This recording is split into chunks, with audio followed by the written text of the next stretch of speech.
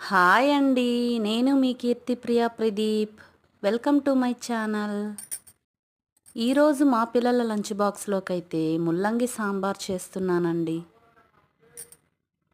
మనం ఏ వెజిటేబుల్స్ వేసుకున్న సాంబార్లో చింతపండు పులుసులో అయితే ఉడికించుకోండి.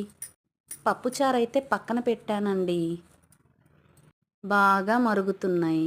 ఇక పక్కనే బాండీలో తాలింపులో అయితే చింతపండు పులుసులో ముల్లంగి ముక్కలైతే ఉడికించుకుంటున్నానండి.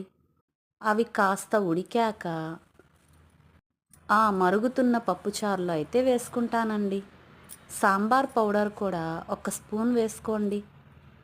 మనం ఏ వెజిటేబుల్స్ అయితే సాంబార్లో వేసుకోవాలనుకుంటామో ఆ వెజిటేబుల్స్ అన్నీ కట్ చేసుకొని తాలింపులో తెల్లగడ్డ, ఎండుమిర్చి, ఉల్లిపాయలు కాస్త వేగాక కరివేపాకు, కొత్తిమీర వేసుకొని వెజిటేబుల్స్ కూడా వేసుకొని ఇలా చింతపండు పులుసు పోసుకొని సాంబార్ పౌడర్ కాస్త వేసుకొని కాస్త పసుపు, కాస్త కారం, కాస్త సాల్ట్ వేసుకొని కొంచెం బెల్లం కూడా వేసుకోండి ఇష్టపడేవారు.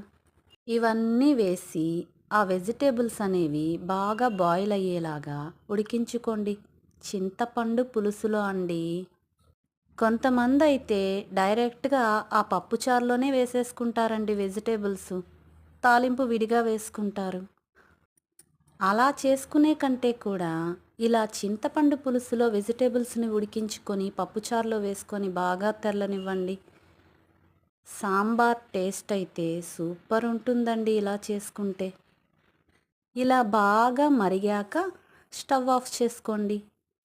ఇక ముల్లంగి సాంబార్ అయితే రెడీ అయిపోయిందండి.